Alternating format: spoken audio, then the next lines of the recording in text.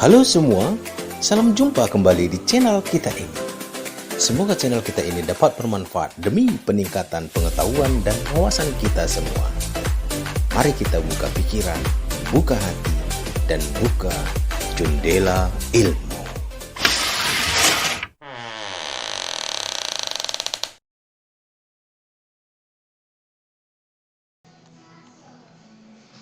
Baiklah, pelajaran kita kali ini adalah mengenai pelajaran IPS bertopik tentang perjuangan kemerdekaan Indonesia. Diawali dengan kedatangan Jepang ketika Belanda masih menjajah Indonesia. Jepang mendarat pada tanggal 11 Januari 1942 di Tarakan Kaltim dan berhasil menguasainya.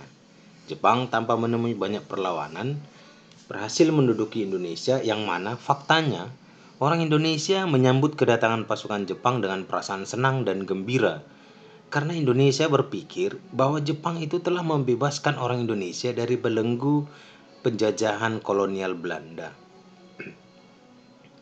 Pada awalnya gerakan militer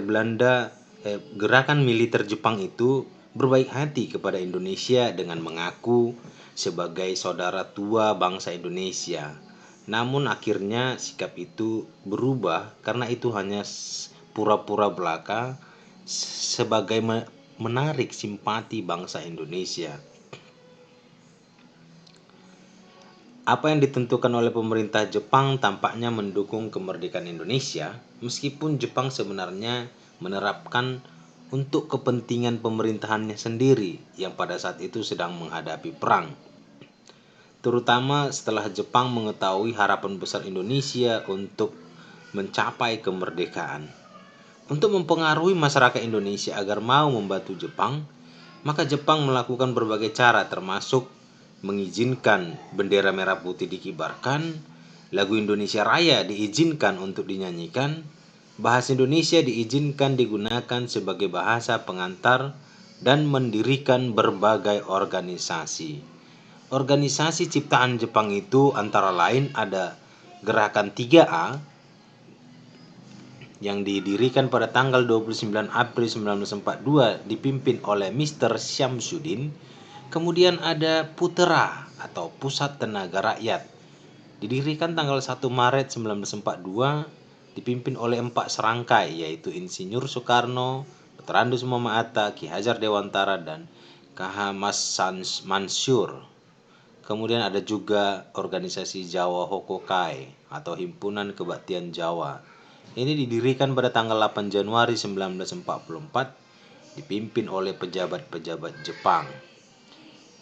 Inilah foto pendiri Putera, yaitu Insinyur Soekarno, Ki Hajar Dewantara, Muhammad Atta, dan Mas Mansur. Nah, selain untuk berlaku manis, Jepang juga membentuk sebuah organisasi yang memperkuat kepercayaan Indonesia bahwa Jepang ada di pihaknya.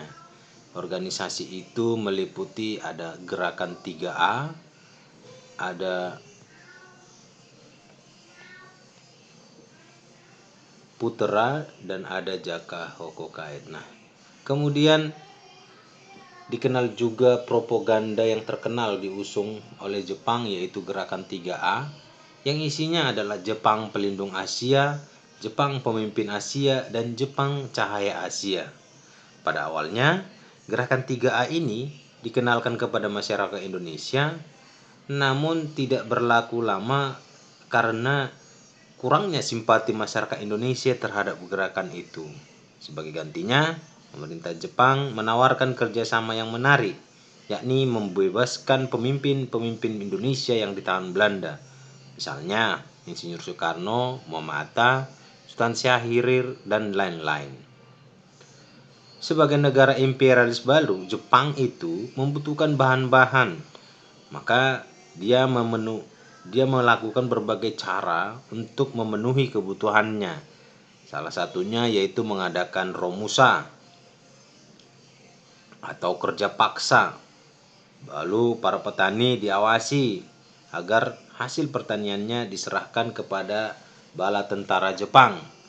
Kemudian hewan pemeliharaan penduduk juga dirampas secara paksa untuk dipotong guna memenuhi kebutuhan konsumsi perang. Nah, selain itu Jepang juga mendirikan organisasi kemiliteran Jepang.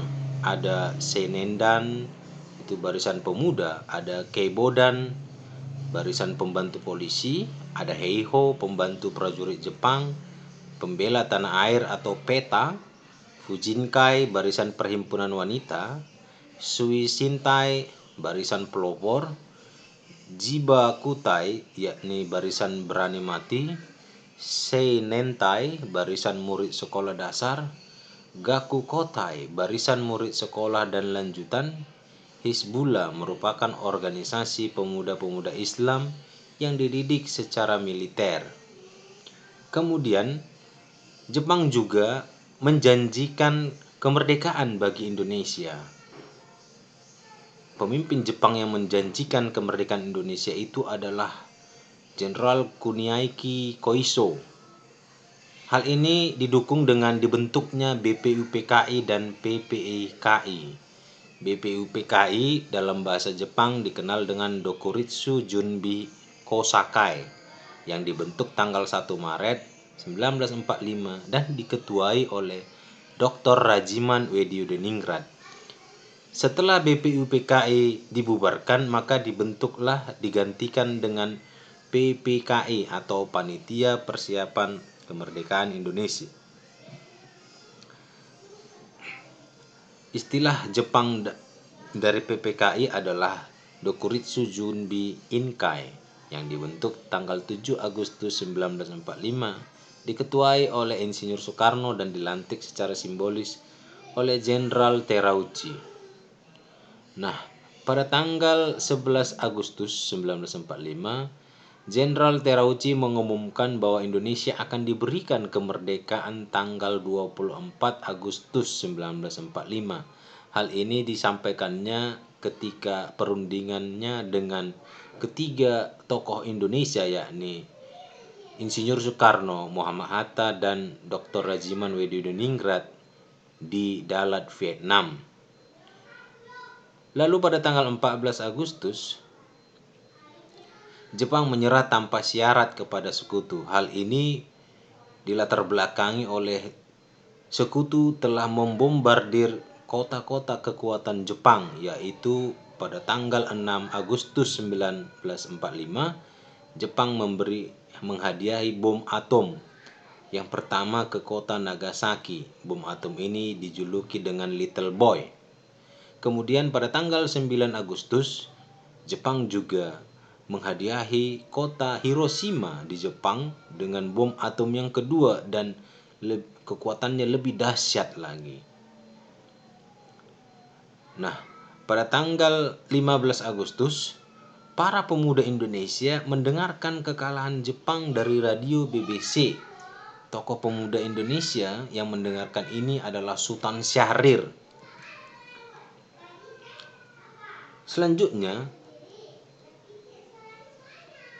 terjadilah peristiwa Rengas Dengklok yang dilatar belakangi oleh perbedaan pendapat antara golongan tua dan golongan muda. Pendapat golongan tua menyatakan, golongan tua berpendapat pelaksanaan proklamasi harus bekerja sama dengan pemerintah Jepang untuk menghindari pertumpahan darah, yang artinya harus melalui sidang PPKI. Yang mana kita tahu PPKI adalah organisasi yang dibentuk oleh Jepang.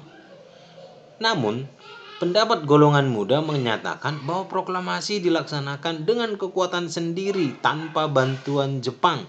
Artinya, proklamasi itu harus dilaksanakan secepatnya dan bukan karena pemberian atau hadiah dari Jepang. Hal ini menyebabkan Soekarno-Hatta dibawa ke Rengas Dengklok. Tujuannya adalah untuk menjauhkan Soekarno-Hatta dari pengaruh Jepang. Nah, pada tanggal 16 Agustus 1945 pada jam 4 pagi, jam 4.30, terjadilah penculikan Soekarno-Hatta oleh para pemuda. Hal ini dipimpin oleh Tsudancho Subeno. Kemudian, para pemuda akhirnya membebaskan Insinyur Soekarno dan Dr. Andes Muhammad Hatta dengan alasan karena Mr. Ahmad Subarjo memberikan jaminan dengan taruhan nyawanya kepada Sudanco Subeno yang menjadi komandan kompi tentara Peta Purwakarta. Kemudian bahwa proklamasi kemerdekaan akan dilaksanakan selambat-lambatnya tanggal 17 Agustus 1945 pukul 12 siang. Ingat, selambat-lambatnya berarti bisa lebih cepat. Maka untuk mempersiapkan kemerdekaan itu, para tokoh-tokoh kemerdekaan Indonesia, pejuang kemerdekaan Indonesia berkumpul untuk merumuskan dan mempersiapkan segala hal untuk proklamasi.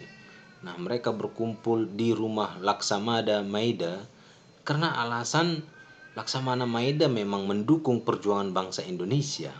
Yang kedua, faktor keamanan. Pada saat itu, seluruh daerah Indonesia belum aman untuk berkumpul. Penyusunan teks proklamasi pun terjadi. Hal ini disusun oleh 3 tokoh, yaitu Insinyur Soekarno, Muhammad Hatta, dan Ahmad Subarjo.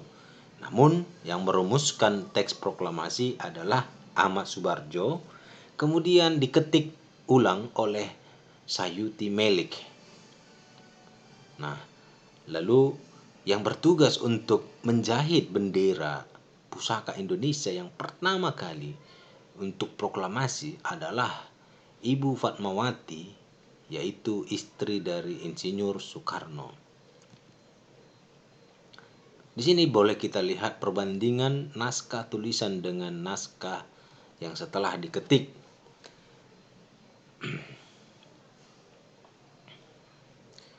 Naskah tulisan masih banyak coret-coret, sementara naskah yang diketik sudah dibuat sedemikian rupa hingga nampak tertata dengan rapi. Hingga pada keesokan harinya, pada tanggal 17 Agustus 1945, maka proklamasi kemerdekaan Indonesia pun dilaksanakan di Jalan Pegangsaan Timur, tepatnya di halaman rumah, di pelataran rumah Insinyur Soekarno itu sendiri. Pelaksanaan proklamasi semulanya akan diadakan di lapangan Ikada, namun dibatalkan karena tentara Jepang sudah mendengar berita itu sehingga lapangan itu dijaga dengan ketat. Maka pembacaan dialihkan ke rumah Insinyur Soekarno di Jalan Pegangsaan Timur nomor 56 Jakarta. Teks proklamasi dibacakan Insinyur Soekarno didampingi oleh Muhammad Hatta. Baiklah, demikian yang bisa kita sampaikan pada kesempatan kali ini. Semoga pelajaran-pelajaran yang sudah disampaikan tadi dapat bermanfaat bagi pengetahuan dan wawasan kita semua. Sekian dan terima kasih.